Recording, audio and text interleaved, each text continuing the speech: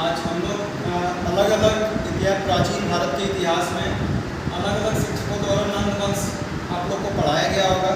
लेकिन आप एक आसान तरीका, नंद वंश से ज़्यादा क्वेश्चन एग्जाम में आते नहीं हैं, तो 1-2 नंबर के क्वेश्चन और उसको बिल्कुल आसान भाषा में आप ऐसे सीखें। नंद वंश का सबसे पहले उदय कहाँ से हुआ और कहाँ से कहाँ तक उसका कार्यकाल रहा। नंद वंश का सबसे पहले हम आपको कार्यकाल बता देते हैं। नंद वंश का कार्यकाल 345 ईसा पूर्व से 322 ईसा पूर्व तक रहा। लगभग 23 वर्षों तक नंद वंश का शासनकाल रहा। नंद वंश की स्थापना जो है वो शिशुनाग वंश के बाद हुई। शिशुनाग वंश का अंतिम शासक महानंदी थे और अलग अलग इतिहास के किताबों में अलग अलग घटनाएं दी जाती है नंद वंश की स्थापना की। उसमें से एक प्रचलित घटना ये है कि नंद वंश के ये शिशुनाग वंश के अंतिम शासक महानंदी, उन्होंने एक शूद्र महिला से विवाह किया था। शूद्र महिला नाई थी और शूद्र महिला से विवाह किया तो उनसे उनका एक पुत्र हुआ जिनका नाम महापर्वनंद था। और महापर्वनंद जब बड़े हुए तो उन्होंने अपने ही पिता महानंदी की हत्या कर दी और महानंदी की हत्या करने के बाद उन्होंने नंद वंश की स्थापना की।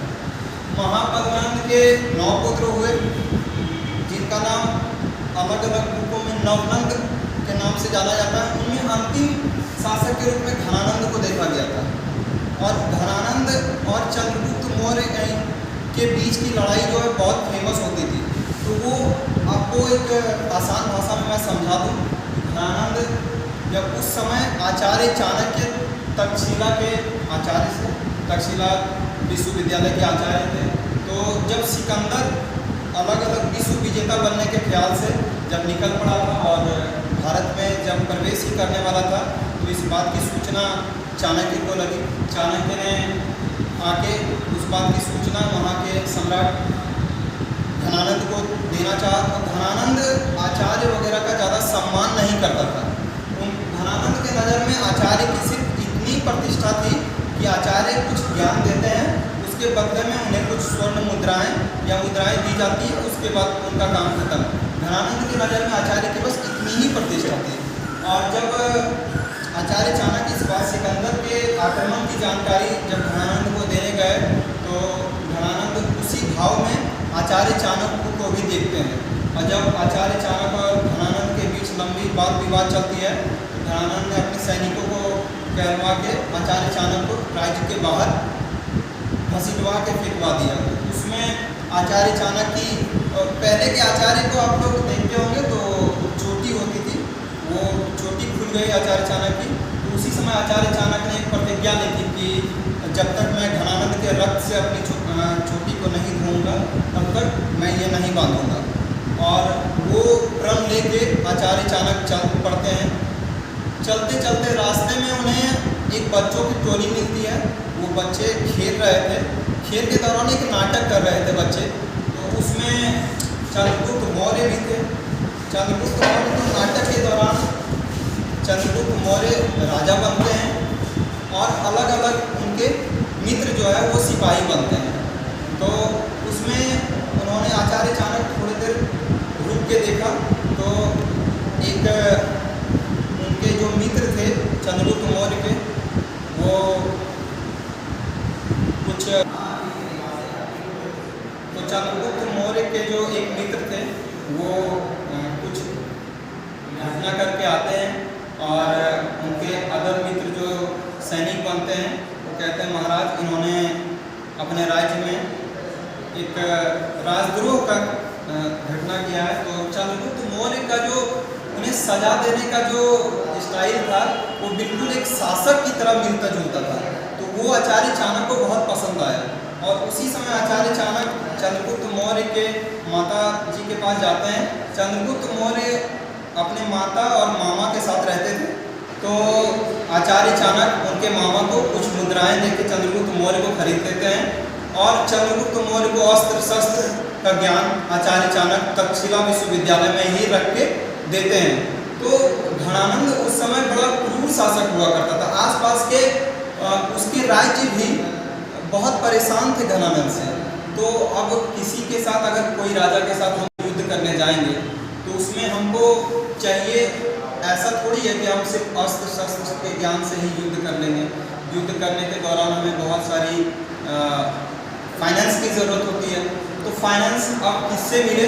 तो आचार्य चाणक्य के बहुत सारे विद्यार्थी जो है अलग अलग राज्यों में सैनिक के पद पर, कोई राजा भी बन गए थे, कोई सामंत भी बन चुके थे। तो उन्होंने अपने रूप से फाइनेंशियली रूप से मदद किया, और जो लोग धनानंद से परेशान थे उन्होंने भी किसी न किसी रूप में फाइनेंशियली हेल्प किया आचार्य चाणक्य। और आचार्य चाणक्य ने एक बहुत बड़ी सेना तैयार की, और चंद्रगुप्त मौर्य उस सेना से फिर धनानंद पे आक्रमण करने जाते हैं। तो धनानंद के पहले अलग अलग राज्यों को कब्जा उन्होंने किया।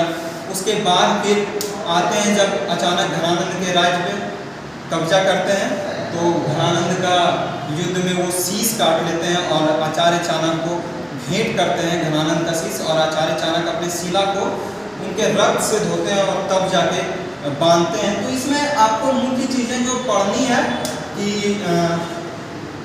ये नंदवंश की स्थापना महापद्मनंद ने की थी। ये मैं आपको लिखवा देता हूँ,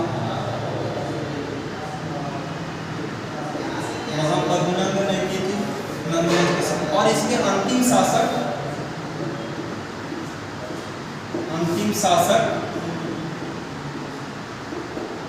धनानंद थे। महापद्मनंद के 9 पुत्र थे, जैसा कि मैंने आपको पहले ही बताया। और इसमें कुछ महत्वपूर्ण बातें और अगर आपको देखनी हो तो कई सारे एग्जामों में पूछा जाता है कि नंदवंश की स्थापना किस वंश के बाद हुई? तो शिशुनाग वंश के बाद नंदवंश की स्थापना हुई। शिशुनाग वंश के बाद नंदवंश की स्थापना हुई। और मैं आपको ये बता दूँ, नंदवंश मगध पे शासन करने वाला 5वां राजवंश था। मगध पे शासन करने वाला 5वां राजवंश था।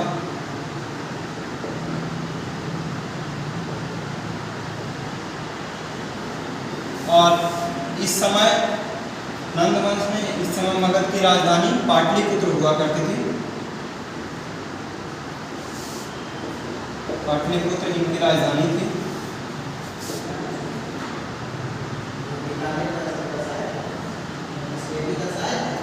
तो बस इन्हीं सब चीज़ों को आपको पढ़ना है, और नंदवंश से इससे ज़्यादा सवाल आपसे पूछे जाएंगे नहीं। तो बहुत बहुत धन्यवाद। वीडियो को शेयर करें, सब्सक्राइब करें, और ऐसे ही आसान भाषा में प्राचीन भारत के इतिहास पढ़ने के लिए आप लोग मेरे चैनल को सब्सक्राइब करें।